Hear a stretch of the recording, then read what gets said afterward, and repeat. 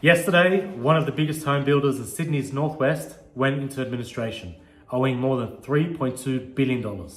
Thousands of homes are now in limbo, and hundreds of subcontractors just found out they're not getting paid. Same month, the government extended a capital gains tax concession out to 2040 for those foreign renewable energy investors. However, Australians lose theirs in 2027. If you own a business, own property, or if you are mid-build right now, check out the podcast.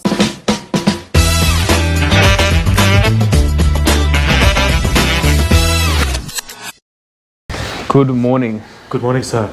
How are you? Not so bad, we're back. 26th of August. August, Wednesday. yeah. What's been happening in your world? What's been happening in my world? Planning another trip to NZ. Go and suss out the South Island. Did the North Island last time. Liked it, but wasn't a massive fan of Auckland. So we're going to check out Christchurch. Okay. See if we like that city. And just start thinking about moving. Really. Moving, like Portelli, I just heard. Big news, moving. yeah, massive. Obviously moving to Dubai, tax haven. I wonder yeah. why. Yeah, I mean, why wouldn't he? Yeah. He's paying hundreds of millions of dollars of tax every year, and good on him. Like at the end of the day, I don't think he had a problem paying the tax. Obviously, he didn't. He was paying it. I think what he has a problem with is the safety.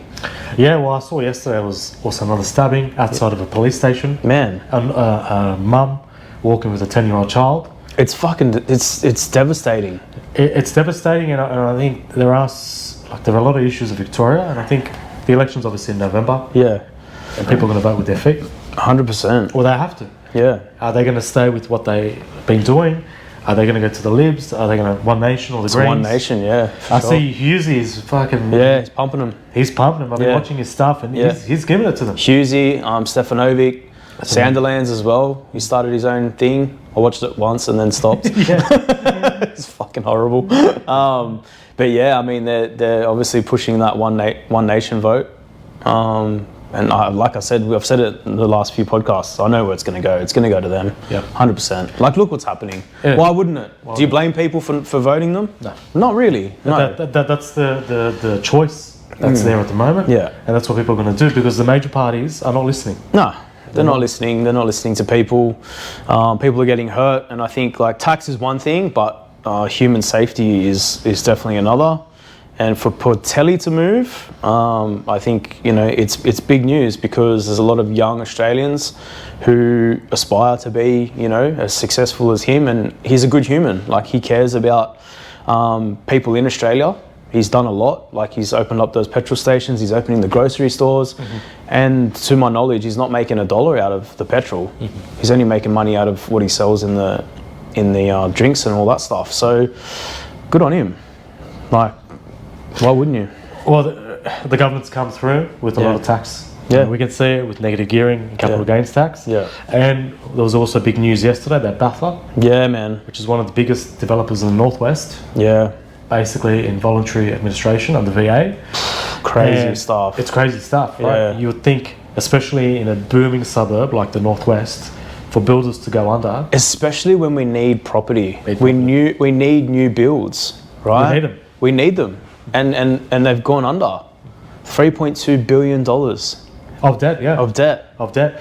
So there's two sides to that. Of course, the company will go under. Yeah. It's going to go through the process now to try and sell assets, whatever. Sell assets to try and stay alive. Yeah. But the people it's going to hurt the most are the people that have signed up to do a build. And I imagine those guys were halfway through. Fuck. They paid half the money. They would have bought them a couple of years ago, maybe less. And the second part of the equation is all of the tradies. Yeah. Imagine the concreter, the plumbers, the electricians who are all owed money because they're subcontractors. And now they're literally just are not going to get paid. No man's land. It's so what's going to happen next? It's going to start a cascading effect. It's a domino. And they've been saying this, they're blaming the budget changes and the stuff that's happened in May. But they've been going under, there have been talks about this over the last year. Yeah, but it just goes to show how hard business is in Australia. Oh, yes. You've got a big construction company who, I don't know how long they've been around for. I imagine they've been around for a long time. I think they started in 97 or 2000 or something. Right, so 2 decades, 30 years, whatever it is. These are the effects of inflation, cost of living, then you got, materials and things like that. And then taxes. Taxes, yeah. You know, wages going up constantly. Like, it's a double-edged sword in Australia at the moment. And I think a lot of people are feeling it. And I saw some more stats around Australian businesses closing since the budget was announced. It was like 47,000 businesses. Oh, yeah. You know, some of the numbers are just staggering. And the amount of people that are leaving is up 100%. Well, we're just getting started.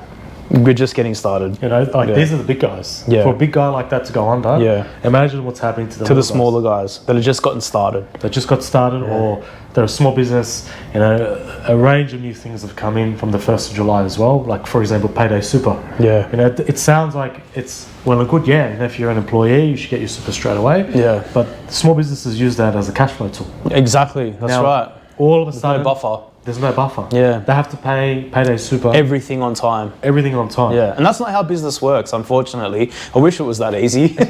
Look, for the government, it's that easy. It is. It's the government, right? Yeah. And they sit there and I go on a bit of a tangent here. Yeah. With the way that they spend money. Yeah. You know, I was listening to Hughesy and I was making a few comments about all the international business class travel.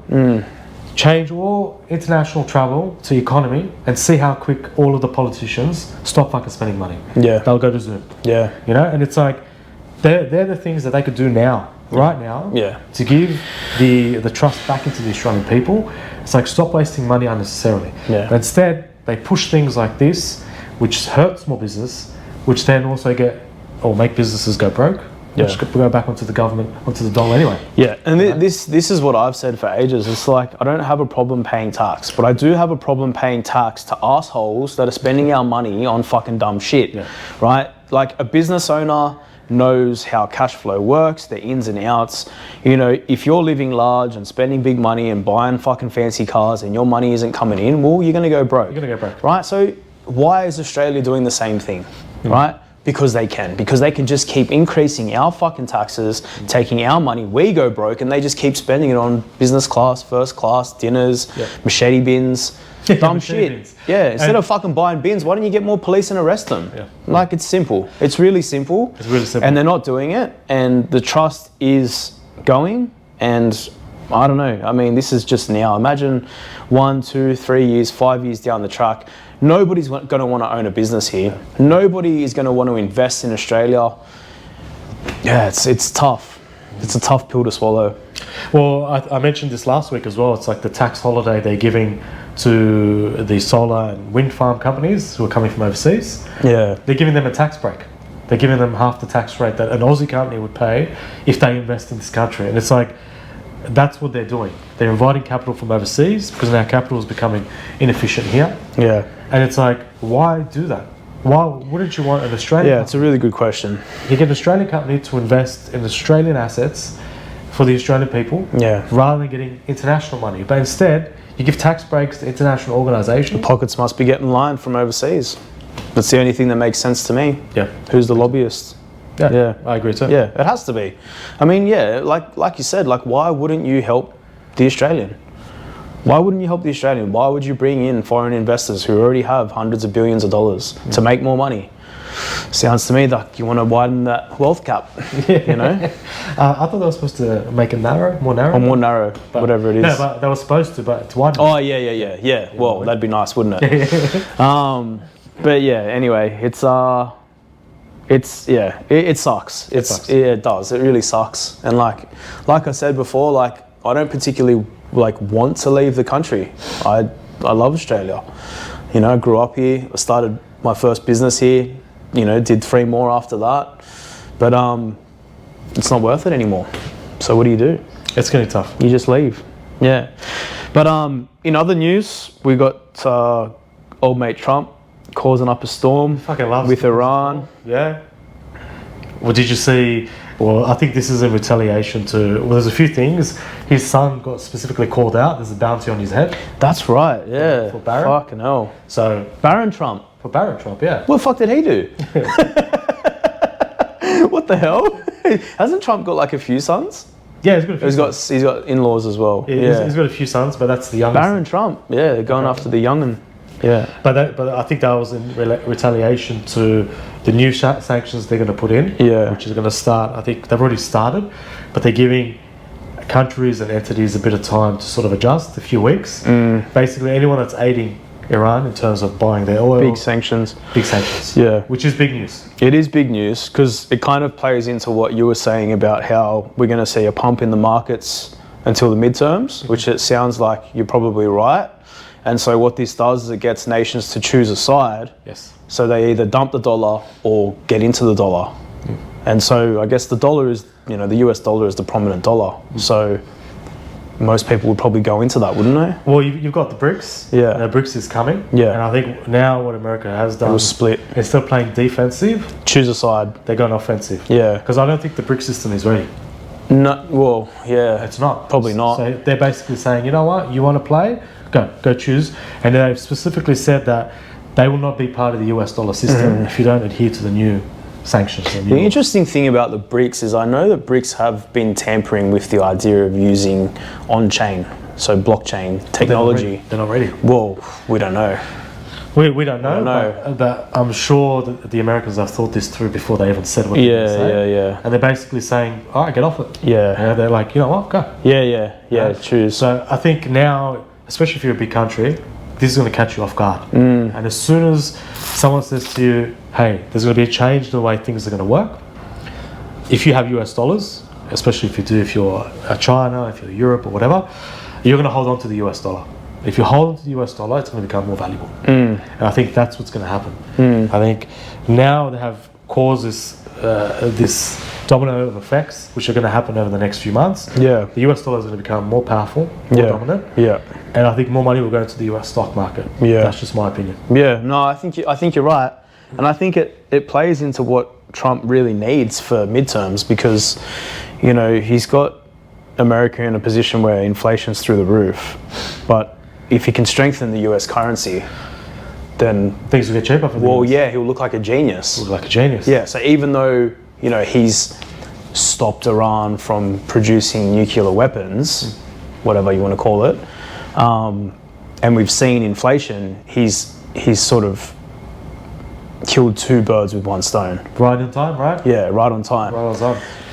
But it's what happens next. Yes. That's what happened next, which is... It's what happens next because this is a play to get people to hold US dollar, buy into the US stock exchange, all whilst the floor underneath is crumbling. A rug pull. It's not even there, right? There's no floor, right? It's all propped up. Yep.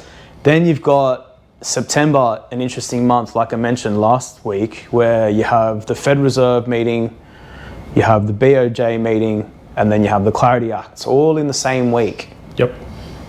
So could there be... You also have Xi Jinping going to the US, I think it's the 20th of September as well. Yeah, right, at the end of that week. At the end of that week, for a meeting. Because obviously Trump and America went there a few months ago. Yeah. Now they're coming back on the other side. What is that? Is that because there's a deal done? Oh, yeah, and it could be around Taiwan. Could be around Taiwan. That could be the rug pull.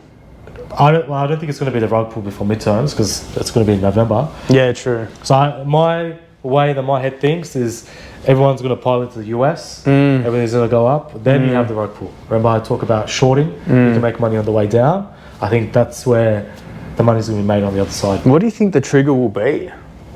Will it just be all-out war? Look, I don't think... It's hard to say. It's hard to say. It's one of those things they call it a black swan. Yeah. Which no one knows about it until it happens. Well, it could be the yen as well, couldn't it? It could be the yen. Could be the yen. If they decide to increase rates by like 50 basis points or more and push it up to like 1.5 or 1.75, that would seriously unwind the yen carry trade. It could. It could be no deal with China. And we'll go back to a full... It could be a combination of things. It could be anything. It could be anything. But, if we stay positive and we go, okay, cool, we've got the Clarity Act, you've got those few things happening in that week, you've got China meeting, let's hope it's positive, they deal. Or positive news. Running into midterms. Yeah. That's what I see happening. Yeah. And midterms is in November. Start of November? Start of November. Okay. Yeah. So... Well, for those reasons... Could be a really good Christmas. Could be a really good Christmas, or you could be really rich or really poor. Well, yeah, shit. Because you got to think about it. If he's going to go into midterms, he's going to want oil down. He's going to want inflation which has come down actually 5%. just on the news of no more missiles. Exactly. Yeah. Exactly. So it sounds like we're all converging, to the point. Big vacuum. It's a big vacuum. Big vacuum, but we know that with these vacuums and the AI bubble, that's the other one. That's the Fuck, there's a few, isn't there? These things all work together. Yeah. They all work together, and they all sort of. There's not just one single thing. There's a few different earthquakes, different parts that create this. Yeah. Well, if you look at like the GFC, you had all the easy lending, but then you had there's a few different things that went wrong. Yeah. You had mortgage lending in the US, then they were collateralizing that debt internationally. Yeah. Everyone was just sort of raising prices. Yeah. Basically, more loans. And eventually, it all fell apart. Yeah. Right, but it was the smallest thing that started, and then just goes very fast. It's like Jenga. It's like Jenga. It's like Jenga. Yeah. And you have your stability there when all the blocks are in place. Just like in The Big Short. Yeah, that's right. He does. He uses Jenga. The triple A's, the double A's, the A's. Yeah. You pull them all out, and then eventually something. There's one last Jenga pull, and then it crumbles. And it's happening here, back at home as well. Things are slowing down, and you can feel it.